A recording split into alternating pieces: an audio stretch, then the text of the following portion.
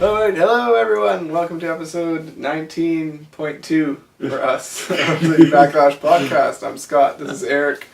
He's feeling a little under the weather, so I'll do most of the talking tonight. But we tried to record a few days earlier and via Skype, and we couldn't get it working. We thought we had it working, so we started an episode, got about 5 minutes in, and then noticed that we were talking over each other, but didn't notice because only some of the audio is catching, so we have a great 5-minute conversation, and maybe we'll revisit it again right now, I guess.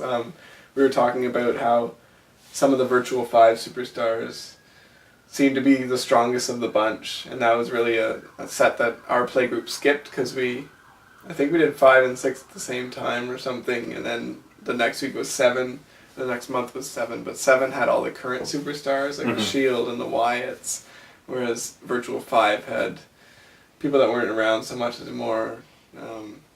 Alberto Del Rio, Nexus. Cody Rhodes, Legacy, or some iteration of them, Rhodes Brothers or something. So, yeah, we kind of skipped that and went right to B7. And on Discord, they've been talking about how B5 is the overlooked set and some of the most powerful guys. So I went back and started looking at a few, and there's a few that I like. Yeah, it was that was our intro in the original episode 19. So what have you been up to playing Raw Deal lately? I played some Lackey games, finally. Went well. I really like Lackey for playing it. It's more, once you get used to where you gotta click and where that's gotta go, it's pretty seamless. Just make sure that you're saving constantly. And then you could just load it up easily when it crashes on someone's end, because Lackey has a tendency of crashing. Okay. I can't remember. I played my AJ deck against someone. I can't remember the superstar, but I kind of swept him a little bit. And then I played my Lackey tournament bad superstars event against Crasher Scott Mackey. This is my Usos against his IRS, and IRS is pretty nasty. He has a pre-match card that every turn you just pick a card in your opponent's ringside pile, and then you choose to remove it from the game. However, your opponent can remove a card from his hand from the game instead to save that card in ringside. Gotcha. So it builds up almost quick. like the goggles. Becky's goggles. Except better. Oh yeah, the Becky rant got a good reaction last episode, I think, and Sherman posted on the YouTube video, I believe. I'll just read out his comment. He said, "I think with most superstars in Raw Deal, a lot of them are very flexible in terms of their builds. Like Becky, we had a player in our group build her in a more control-oriented build, and she was horrifying to fight against, as the card advantage she gets from the goggles greatly boosted her ability to beat down the opponents. I think, as a player, we have to kind of move away from the very basic aggro builds most decks have, which is ironic because it's a wrestling game, but once you look past some of the card effects, you can see its real strengths. Just my 2 cents. So, he kind of made 2 points, one about the goggles, one about being aggro, and I still disagree with his 1 cent about the goggles. I still think it's a little too weak, because you're getting 2 random cards, and then your opponent gets to choose basically the worst one of the 2 to lose. So I think the goggles would be better if it was just, you bury a precision, they bury a random card. That may be too powerful, I don't know, but I think that would be an ideal solution.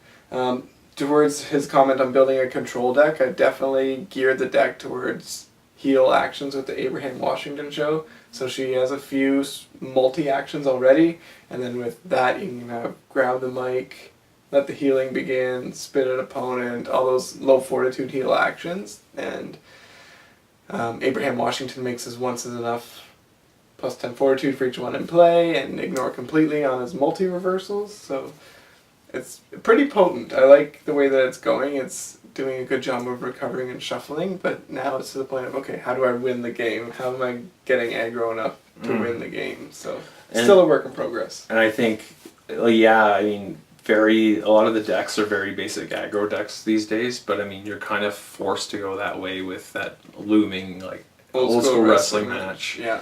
It's very an anti-action environment. Because we hear about different areas not playing a lot of action reversals and them getting caught off guard because of it. However, that's just what the game is being developed right now, is an aggressive game where it's that stip, that looming stip is the big hindrance. Yeah. Where control, I see it where like, yeah, you're controlling their hand, where like your design where you're spitting at them. A Healing Beacon lets you draw, but I mean, if more control over their hand with like commissions and stuff, yeah, it'd be a little more viable. But I mean, you're using commissions and stuff to grab the important cards out of their hand. So then, what are the Googles? I mean, they do nothing. They do nothing at that point. But yeah, I agree. She's a unique build. Oh, and it's because we were just talking where I want to build the Second Coming, and anyone I've mentioned that to, they're like, why? Well, it's like, well, because I want to build, you know, that superstar and try to make it work, and that's what you're doing with Becky Lynch, where it's like, yeah, you like that wrestler on TV, and she has a cool theme going with her, so you're trying to maximize what she has, and then in turn with that, you can try playtesting or other ideas, and then you can add your input to on Team Canada Online and be like, hey, I've tried so many different things, it doesn't work out. What if she had something like this for a support card, and it'll give her that boost she needs? Because I mean, the development team, they take suggestions. I mean, they take suggestions to tone back cards. That's not to say they won't take suggestions to make superstars better. Yeah, which is a good segue to our next segment on Around the Web, and how TCO has recently errated 2 cards. The first one, Muhammad Hassan, they just fixed his ability so that it works the way that it was always intended to work. I think the old wording had when played from ringside pile, when it's technically when played from your ringside pile, and the headstrong and leave me alone. And the other reversal, it's just like the cow one. That's just like a bookkeeping thing. It's just keyboarding consistent. I mean, they even admitted, or it's like, yeah, we're getting used to the new wording of things, because they dropped. I think they dropped. Oh, they forgot. I think they forgot ringside pile. They forgot the pile phrasing in it. So like, we're just so used to this new wording we're pushing forward.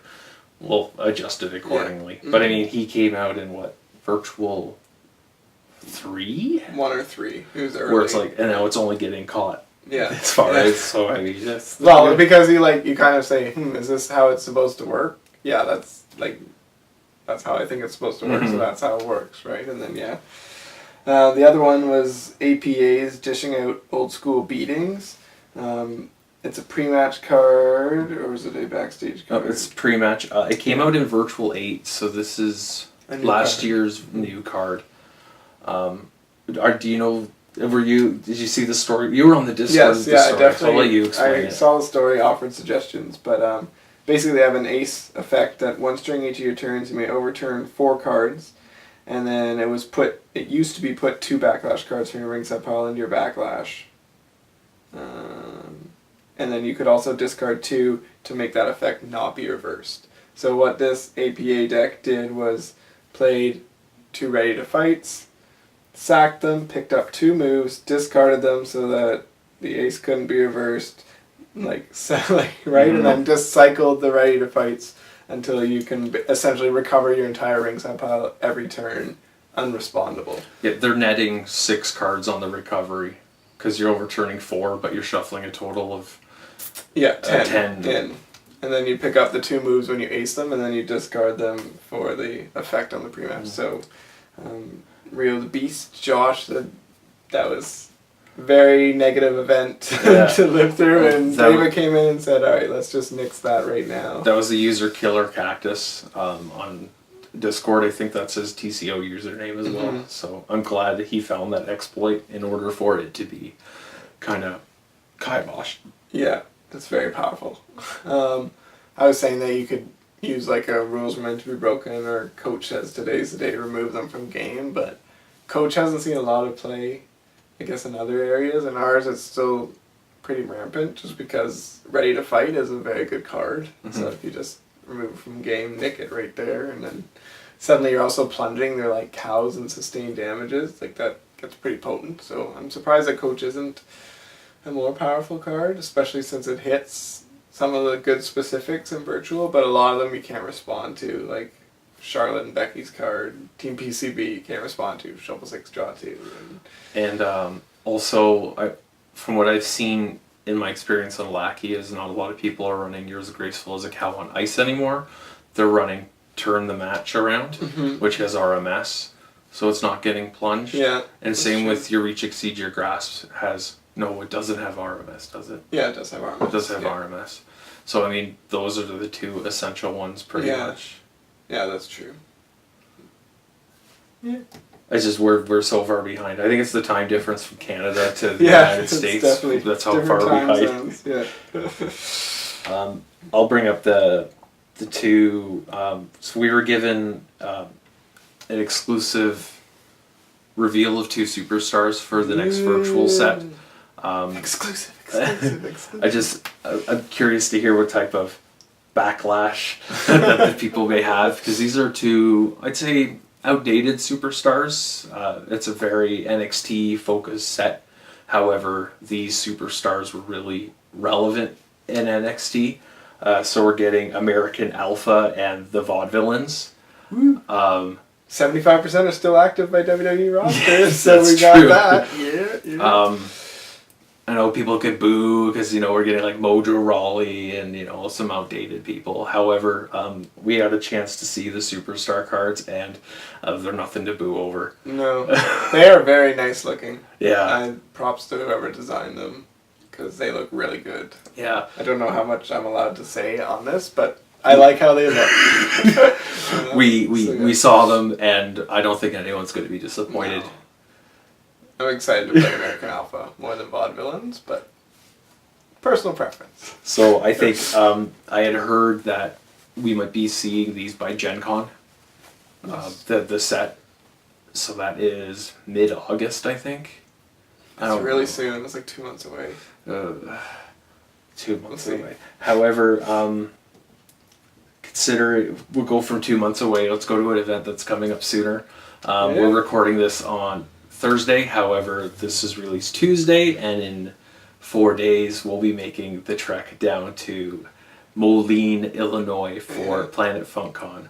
Are you excited? I'm excited, yeah. I've started my packing list and locked off my office so Elliot can't get in there, and I'm just going to lay everything out. I'm probably going to bring all the raw deal that I own. I've sorted it out so that we have a battle bag here. I've emptied another battle bag and essentially put everything in there, and then I have two I guess it's 1,000 count sleeve boxes, and that's all of it, and Rebel's another battle bag, right? So that's pretty well all I've done. I've really skimped down my collection so I don't have 3 or 4 play sets of arm drags or thing like that, right? I have 3 arm drags, and how many decks are gonna run more than 1 arm drag, or more than 3 arm drags? You know what I'm saying? Yeah. You know what I'm saying? So I really skimped down my collection. I'll probably bring all of it. Maybe build 1 deck on the drive back, and then I've printed a bunch of cards to cut out on the drive.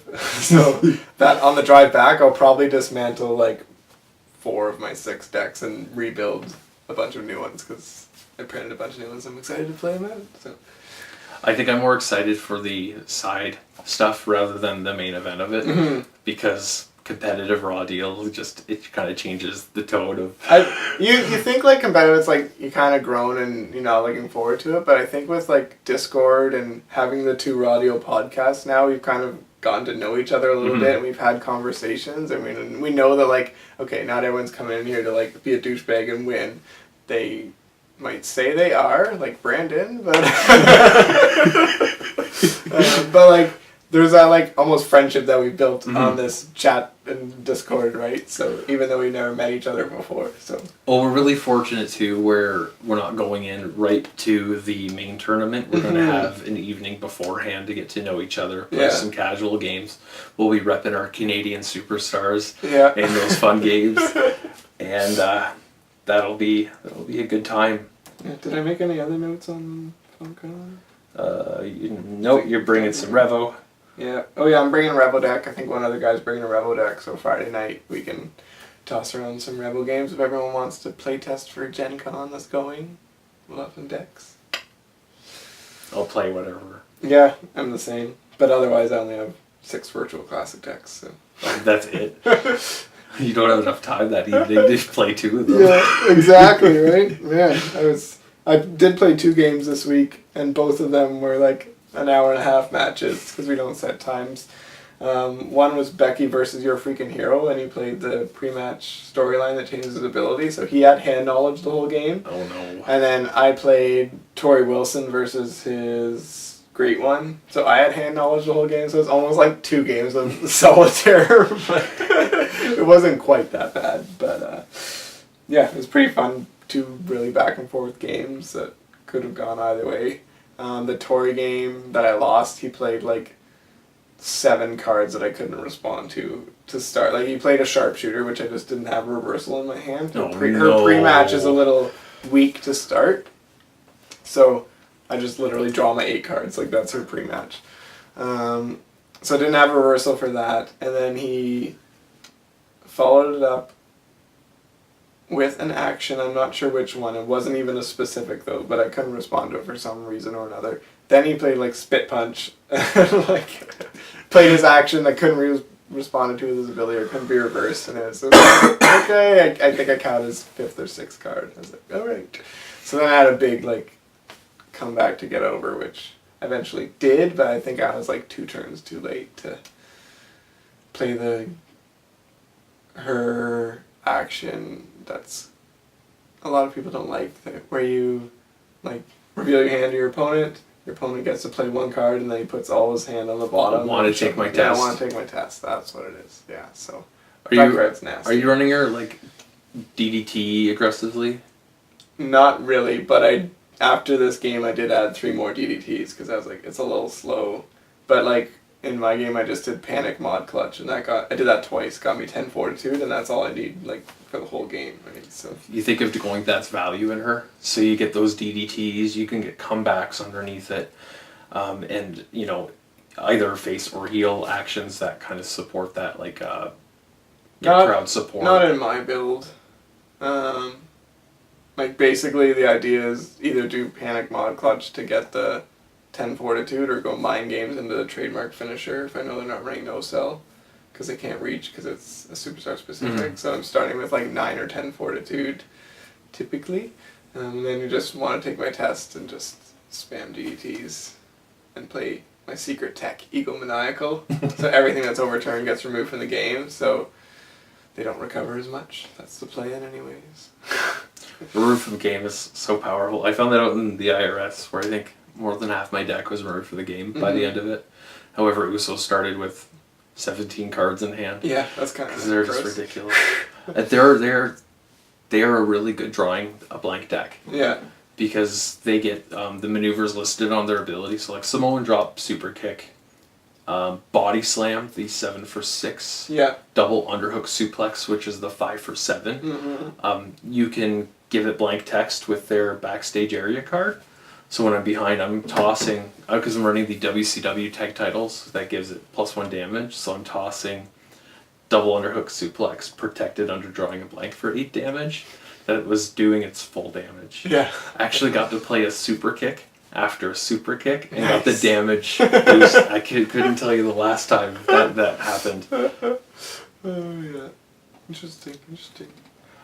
So should we segue over to your interview with Brandon Fuller, Lawnmower Man of Funkcon? Yeah, so let's cut to that. I'm here with Brandon. Everyone else would know him as Lawnmower Man. Lawnmower Man, how are you? Good, and you? Pretty good. So we have, you're the guest of this show, so we're kind of promoting Funkcon that's coming up this weekend. We're recording on a Wednesday, however, this is going to be the Tuesday before Funkcon. Right. So you have a bit of a history being a tournament organizer through Raw Deal. What gave you the idea to, promote your monthly event at a convention this time? So for this month, it just kind of came as just a really random thing. Like one of my friends who doesn't really play very much, but he attends once in a while, but you don't really see him a whole lot. He told me about his friend holding the convention here and suggested I should try and maybe set up some tables and stuff and see about holding a tournament there. So I talked to the guy, and then I went and met him at the convention, which is maybe like 5 minutes away from where I live. And he agreed to let me have the tournament. They have these classrooms, and it's no bigger than probably the size of my room here that I hold tournaments in now, due to our store closing. But yeah, it just came from just somebody mentioning it, so I was like, well, I guess I could give it a try. I mean, worst I could say is no. So they liked the idea. They were also going to hold magic tournaments, video game tournaments, and stuff like that. So they were fine with it. And then I just kind of threw in the idea of like maybe we could book a wrestler to make some kind of appearance for the event. And that's how we got Hacksaw Jim Duggan. There was a lot that we were working with, but we ended up with Duggan at the end. Mhm. I honestly think maybe it was just personal preference of the guy running the event. He mentioned Jim Duggan when I met him, and he said he saw him at some conventions with 2x4s that he was signing and everything, and he thought that was cool. So um, originally, I didn't want to go with Duggan. Like, that was probably my last resort, and he wanted me to originally find somebody who was willing to come. So between me and him, it was kind of a conflicting. I don't know, conflicting arrangement, I guess. He didn't really give me a budget to work with, and I was asking guys like, I think Raven wanted like $10,000 just to appear. Rob Van Dam wanted $20,000. I understand he went through a divorce and all, but that was like, yeah, sorry, like that was an instant for me. And of course, my favorite being Mick Foley, I went in and was like, that's who I'm going to try and get. That's who I want. So I ended up. I don't remember exactly what happened, but I ended up losing my job. So at the time, I was working as an Uber driver, and between that, I was able to really control what you know. I could really be at my emails and everything, trying to get somebody booked for the Funkcon, and then I went back and forth with Mick Foley's agent. He was really cool. Um, he even he told me I could put him in the cheapest motel as long as it was like something like a Best Western. It didn't have to be expensive or anything. But he even was going to allow me to pick Mick Foley up from the airport and all, and drive him around in my personal car. And I was like, wow, that's really cool. I really wish. I hope we can get that done. I hope we can do something. And then I was also going to negotiate some other things with him.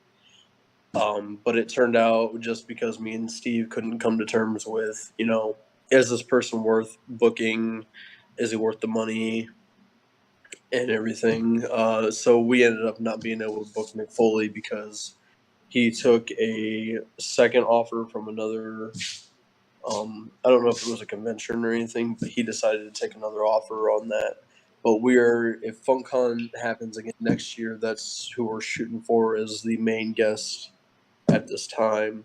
It was just really hard for me to work with a budget I had no clue Mhm.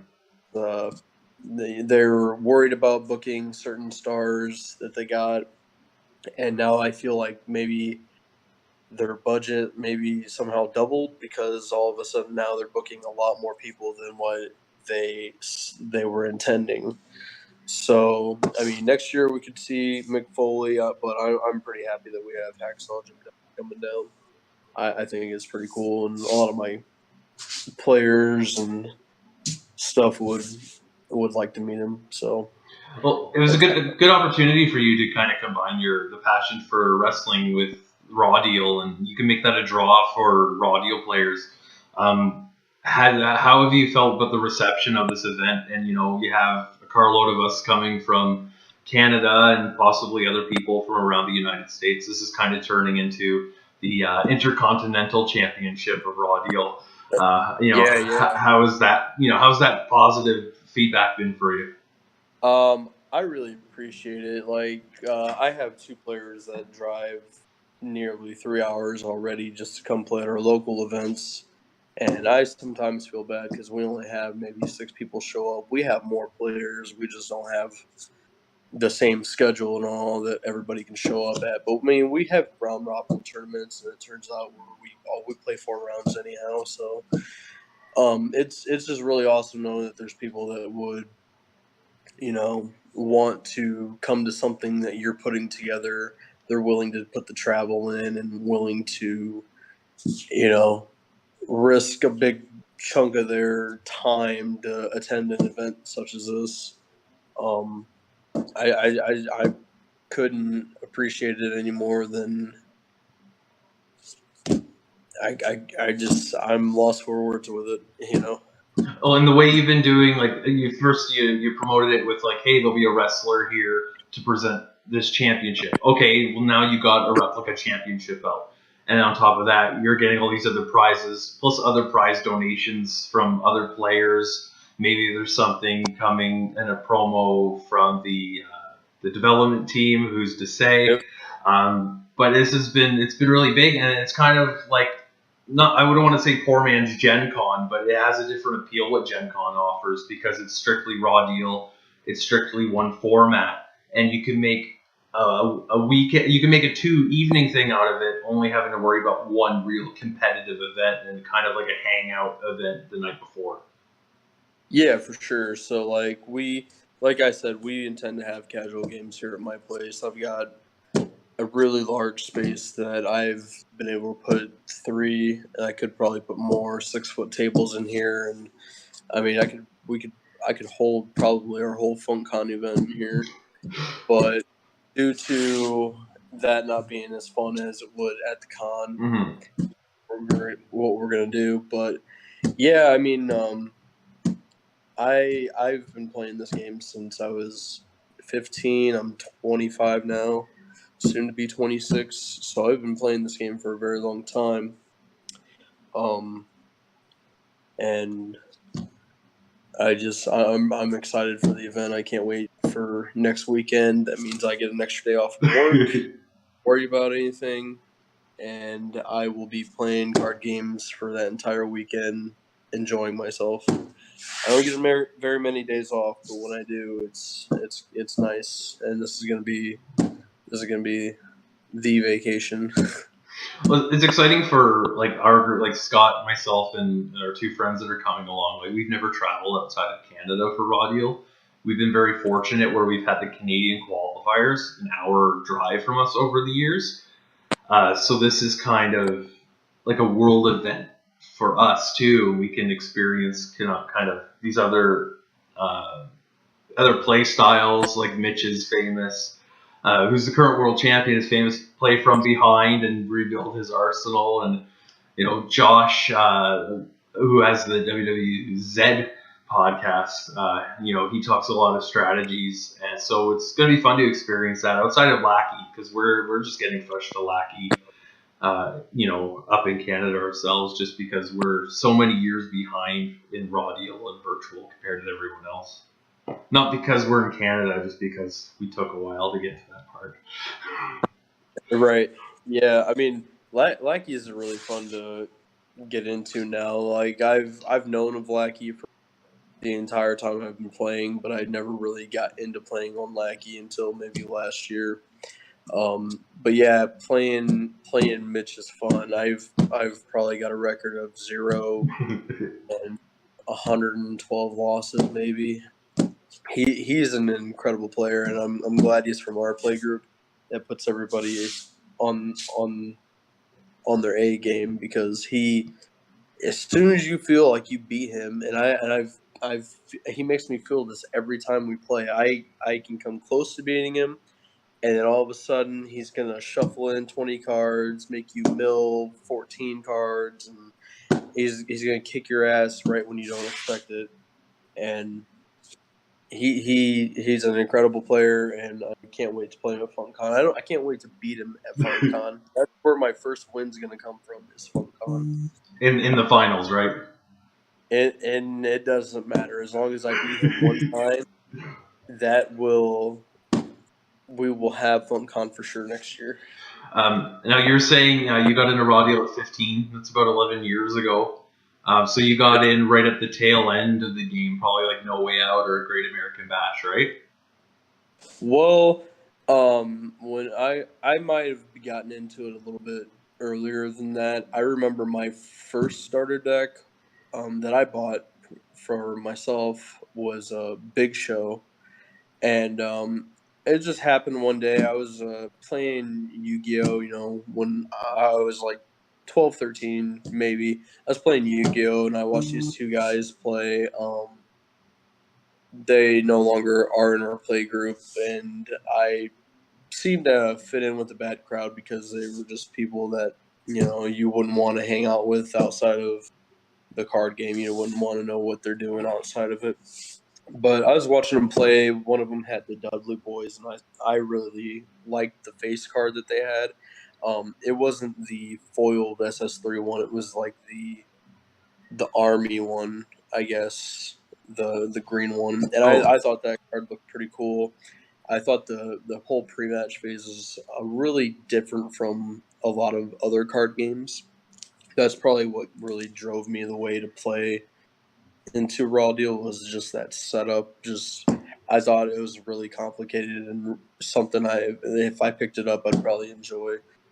So from there I want to say the packs that were out, the booster packs that were out at that time was Royal Rumble. And my first ultra rare that I pulled was the home team Flurry of Finishers, which I traded for, I think, like a Stone Cold Rumble pack with the Stone Cold Stunner and open up a can of Wolf Bass. But, getting into a game like that, I mean, now if looking back at it, I feel like I came out on top of that trade because Flurry of Finishers is like a $6 card now, I think. And, Stone Cold's up there. So with getting into Raw Deal and later, do you have any like what's a standout memory for you in the game, either through Classic when you were starting off, or even in Virtual now? What's kind of that like that moment that really it clicked for you, where it's like, okay, I'm really understanding this. But like, was it a win over an opponent, or was it like a deck construction idea that you had? It was. I would have to say it was the tournament organizer at the time. His name was Brian, and I see him occasionally around town, but I don't really talk to him as much as I did. He was just a really cool person to get along with, and he would show me how to play the game. Like while the tournament was going on, he would set some cards down in front of me, like, here's a grapple maneuver, which one of these reverses this card, and he would go from there and teach me, how to play the game from just the basics. And then when we actually played, he would show me, even during the tournaments, like where it really didn't matter, he's gonna beat me anyhow, but he would like take time to show me, this is what you made a mistake on. You should do this before you do that. And that's when I started picking up the game. And once I got into Virtual Classic now, a couple years later, when the games ended, I originally was probably its biggest hater, and now I'm its biggest advocate. I feel like it was a good change. We're not seeing the broken stuff because I was being a new player. You don't like being the victim of some of that stuff, like Bobby Heenan with Run the Gauntlet, or it's all about the game with APA. You don't want to be on the end of that and just be like, oh, okay, so I'm basically screwed from this point on. Thanks for proving that you're the top dog player, buddy. But standout moments probably weren't even from the game. It was just having fun with our play group.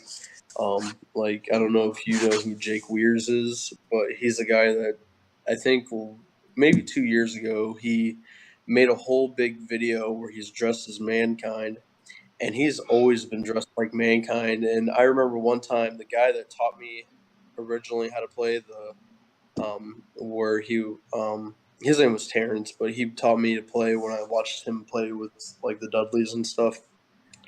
I don't remember what happened, but we had a lot of people who were indie wrestlers here, and they kind of knocked him down on the ground and they're messing around with him. And Jake gets out of his chair and he's dressed as Mankind and he pulls the sock out of his pants and puts it on and he like attempts to jump on the guy and put the sock in his mouth. And I thought that was pretty funny. I liked that our group wasn't so, everybody got along even if there was differences. It's always been a friendly game. I've never seen anybody get physically upset or mentally upset about taking a loss or taking like a really hard beating. It's funny you bring that up. I'm good friends with our store manager, who over the years through various card stores, he's been the employee there, and he's what kind of brought Raw Deal into it. And like our social group of Raw Deal, like same thing. We've been friends all throughout the years, not necessarily seeing eye to eye on things, but there was one instance where it did get physical, and we had a player, we don't talk to him anymore.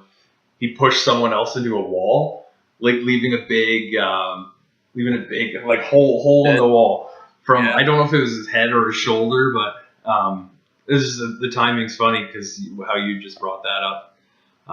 But yeah, I mean, there's always those matches where you hate the person for that brief amount of time. But that's the same thing with having disagreements and a finish in a pay-per-view. Like if John Cena wins 10 years ago or Roman Reigns wins these days, you're kind of pissed at each other that the favorite wrestler won, but at the end of it, you're still chummy and friends, and that's kind of the wrestling fan mentality that carries over to the game. Yeah, I mean we did have one instance where a player got mad. I remember somebody. Sorry. Somebody won a John Cena signature, and another player offered him, I think it was $70 for the card, and everybody was just fucking anti-Cena here. And he put the card in his mouth and chewed it. Holy cow! Said he was gonna poop it out later. Somebody just offered him $75 for that card, and he was so anti-Cena that he said he's gonna poop the card out. And that's a crazy price for it too, considering how many of the John Cena signatures were available. Yeah, I mean, actually, I was actually pretty lucky. I just bought from somebody on the reunion. I bought a John Cena signature right now. I should probably. I'm hoping to have it by Funkcon just so I can show it off. But sorry, how much you cut out when you said the price? I spent $60 on it. I mean, that's not bad for what it is now. I mean, sure, it's worth a little bit more than that. I was working out a deal for this is going back like 5-6 years ago for Randy Orton's sake for 120 US, and I didn't end up doing it because it's hard to justify spending a lot of money on Raw Deal these days when everything's print and play. Right. Yeah, I have a lot of trouble spending money on cards, and it sucks when I'm on the other side trying to sell my cards. That I got people who do the same as me, and I don't blame them, like lowballing me and telling me that I'm not gonna get the full amount of my stuff, and I'm like, yeah, I probably won't. So let's negotiate then. And that's the thing with this game carrying over like the wrestling fans, where like all these superstars kind of carry over the test of time, where you have a favorite period of that wrestler, like a Triple H, where he has so many iterations, or Chris Jericho, like he has like 4 different versions in the game, so like his cards are always going to be stuck in that time frame, so like the value of that card will retain it. Right. Like you look at it, like first to tap out match is like 100. I've sold mine for 200 US. Ayatollah of Rock and Rolla still sells for almost $100. Like Springboard, Rock Stomp, like all these SS3 throwback cards. Well, most of them, I mean, like an Eddie's roll up, you're not going to get like big money for, but it's crazy how the value of this game keeps getting higher and higher. Yeah, it definitely seems that way, and virtual stuff continuing. Like you said, there's 4 Jerichos. Luckily, the last Jericho back, a lot of the ultra rares that the previous ones could. But I mean, the more of those superstars that get remakes, the value goes up on their cards a little bit. Like like you said, Jericho. Yeah, his cards are expensive. I luckily have both the Ayatollah and the Springboard Dropkick, and it was really surprising how easy I got them. But just knowing how hard I've been looking for them and all that, it's just I still can't believe for a game that's been dead now close to 10 years is still this expensive. Like sometimes I look on Bella's site and I'm like, God damn it, why is this so expensive? And I wish I could buy this, but I can't afford it because I mean it's not that I can't afford it. It's just do I really want to spend money on a continuously dying game? But Well, especially when like you could just proxy the card because with virtual, like how we played is we printed on paper and sleeve it with a card behind. So we allow proxy of anything in our events just for ease of access for players who never got those big money cards or someone who wants to have 6 decks but doesn't want to have 6 play sets of a Revolution of the Mind. We allow them just to sleeve printed copy. We even have one player locally. He's not really like in our social circle. So he hands writes his cards and sleeves what he needs to, and then we don't care as long as he's enjoying playing the game. right, yeah, and that's another thing. I don't like backing my cards with paper. I don't know. To me, it's a weird feel, and I know that the um and by paper I mean printing out the cards physically and backing them with a card. I don't like doing that because I know my opponent probably see through the sleeves that I'm gonna draw a virtual card, or I mean you can tell the difference, and they're kind of heavier to me anyhow. That's why I use the make playing cards. That's an easy site to where you can proxy stuff. I've probably spent a good $200 there maybe already, but I mean, the cards come out really good. I mean, they feel just like regular raw deal cards, and I'm happy with not having to have the paper. I was spending. I probably spent just as much printing stuff and not needing it than I have getting the physical card. I used to go through ink. I would sit there like at night as soon as I buy an ink cartridge for my printer. I would spend $40 on the black and the color. $40 on that, maybe $5 for a thick stack of paper, and I would go through it in maybe an hour, just printing off virtual stuff that I thought I would ever use and just haven't. So now I just print like mainly the staples that I need. Like I'll do the Revolutions of Mine. I've probably got maybe 20 play sets of Revolution of the Mind just proxied, just because you never know. Yeah, I use we have a workplace store locally called Staples Business Depot, and Yep. one sheet's 40 cents. So I'll whip up whatever I need in Photoshop or Word, and then coming home from work I'll print off 9 cards for 40 cents, and and don't end up using them as well. Right, yeah, Uh, It's and the pet peeve I have just with like printing out the PDF files and stuff. I fucking hate cutting. I hate using scissors. I even have one of those I can't remember what it's called, but it's a paper cutter where you put the paper through like this slot, and then it's got this big blade, and you pull oh it yeah. down. I have one of those, but I haven't used it in forever, just because I can't stand cutting them. Wait, well, on that, let's wrap this conversation up for now.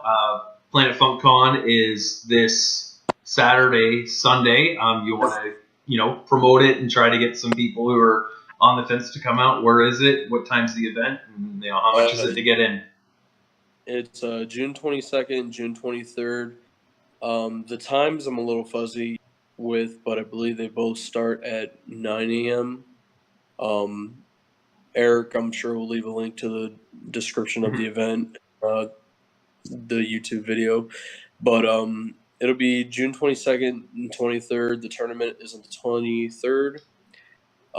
Friday night we'll just have casual games either there, and then when that's done, we'll come back to my place. I'll basically bring your own beer. I don't know what everybody drinks, and I've paid way too much in Funkcon to be able to afford, beer.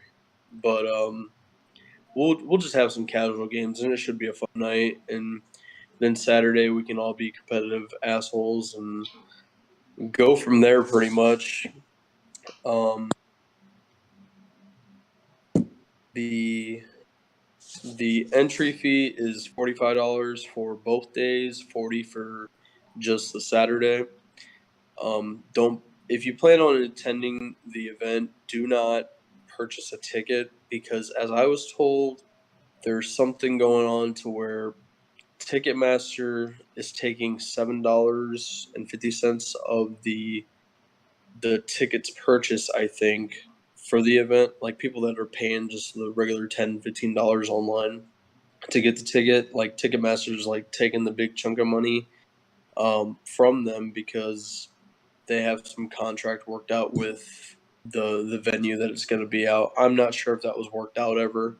I rarely talk to the guy who's in charge of running it right now, just because he's been so busy. He visits cons, I think, every weekend, and he's always out of town. So me and him rarely talk. We were talking quite a bit when we were doing the whole get the guest thing, but that's pretty much it. I mean, if you plan on playing, just make sure to show up on Saturday, and we'll go from there. Hey, are you requiring deck lists for the event? I am not. I Okay. haven't mentioned that, but I am not. I don't need a deck list, but if you're cheating and get called out for it, I'd expect all my local players will be prepared for that. I'm sure everybody is going to act just as they would act at any regular tournament.